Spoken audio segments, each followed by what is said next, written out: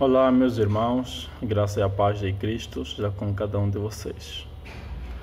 Estamos já aí na reta final da nossa leitura. Estamos agora no mês de novembro, falta-nos mais um mês, né?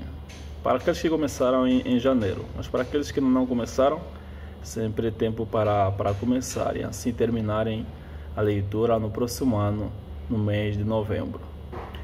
Meus irmãos, para essa semana vamos ler a primeira carta de Paulo a Timóteo, capítulo 2, até a segunda carta do capítulo 1 até o último capítulo.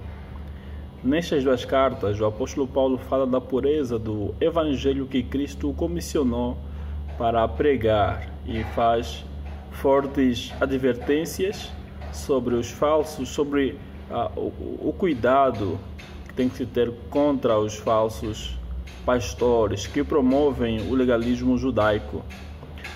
Timóteo é encorajado pelo apóstolo a ser fiel ao evangelho e a seguir o exemplo de Paulo na proclamação corajosa do evangelho de Cristo. Também veremos várias orientações práticas sobre a necessidade da ordem no culto. Esta parte, capítulo 2, em nossos dias tem sido assim muito atacado por conta do advento do feminismo. Muitos têm dito que o apóstolo Paulo foi um machista, mas isto é incoerente, porque vemos que o apóstolo Paulo, de fato, ele valorizou o ministério feminino. Isso podemos encontrar no capítulo 16 de Romanos, quando ele vai saudar a igreja. O nome de muitas mulheres são citadas. Então Paulo nunca desvalorizou, nunca menosprezou o lugar da mulher na igreja, mas sempre valorizou e sempre teve as mulheres em alta estima. Paulo, ele cita também a mãe de Timóteo e seu avô, essas que instruíram Timóteo nas Sagradas Letras. Então Paulo não foi um machista. A acusação das feministas é infundada. Paulo, ao recomendar que as mulheres devessem perguntar em casa para os seus maridos, isso deve ser entendido como um estímulo ao culto familiar e a responsabilidade do marido como sacerdote do lar. Sim, a mulher pode e deve perguntar ao pastor sobre um ponto da fé quando esta não lhe for clara, mas não no momento do culto, é claro.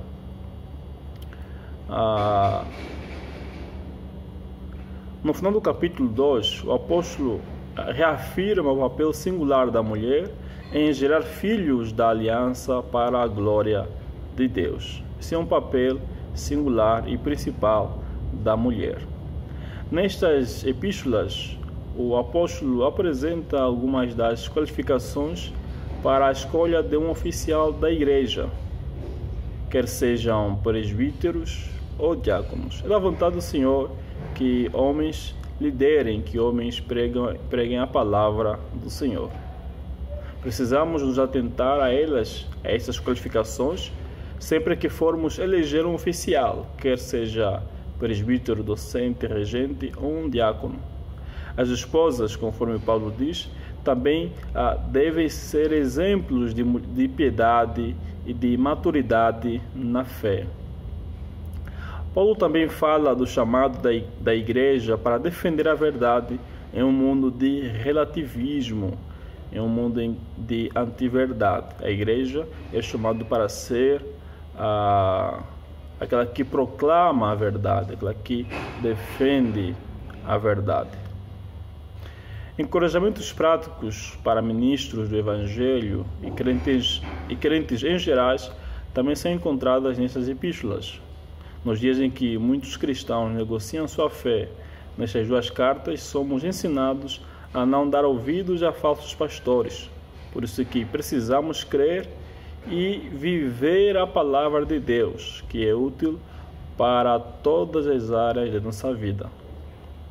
Paulo encoraja Timóteo a ser fiel em dias de muita infidelidade e o exorta a demonstrar sabiamente os membros da igreja e ensina como o pastor deve aconselhar diferentes tipos de membros, como aconselhar ou repreender senhores, viúvas, jovens, servos, ricos, como aconselhar idoso, como aconselhar um senhor que pode ser seu pai.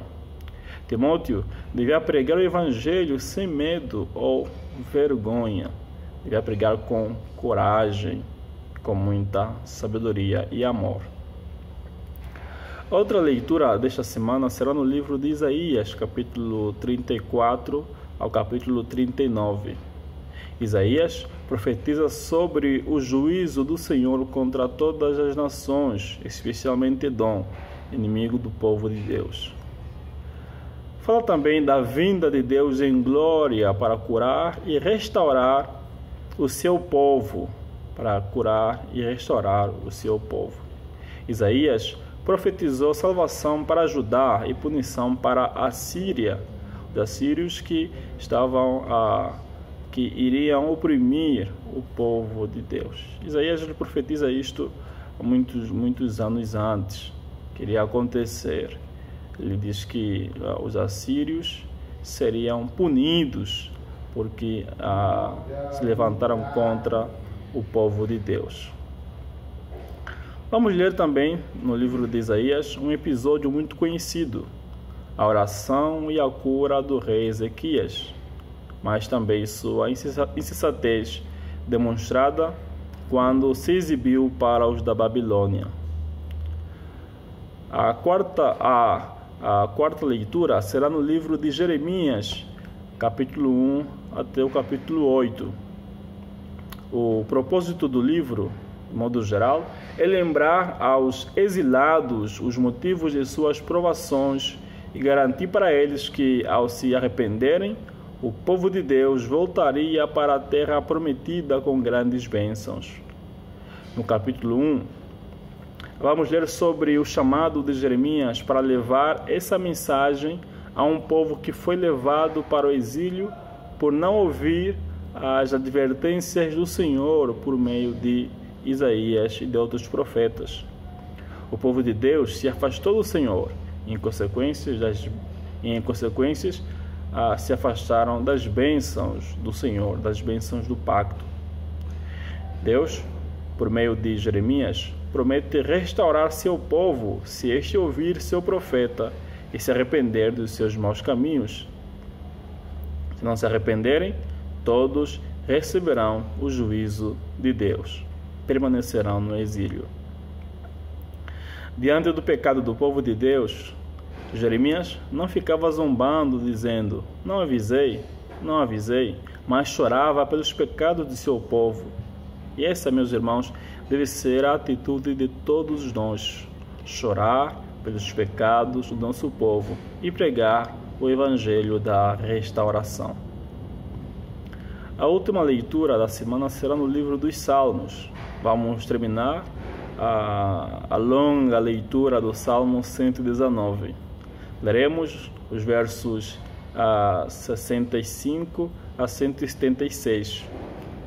Aqui continuaremos aprendendo sobre a excelência da palavra de Deus, mostrando que a Bíblia é a única guia segura para uma vida na presença de Deus. Depois deste salmo, vamos finalizar com os salmos 120 a 122. Salmo 120 é uma oração do salmista rogando ao Senhor pelo livramento contra os falsos acusadores. O Salmo 121 é um louvor que expressa a sua confiança na mão poderosa de Deus, em sua providência. Tudo está sob o controle soberano de Deus. Ele é quem nos protege. Salmo 122 é um salmo em que vemos o salmista expressando sua alegria por estar novamente em Jerusalém e pede orações por ela. A nossa maior alegria, meus irmãos, é saber que nossos nomes estão escritos no livro da vida e saber que seremos habitantes da Nova Jerusalém. A paz e a alegria na Nova Jerusalém. Que o Senhor nos abençoe, que o Senhor esteja com cada um de nós. Boa leitura. Amém.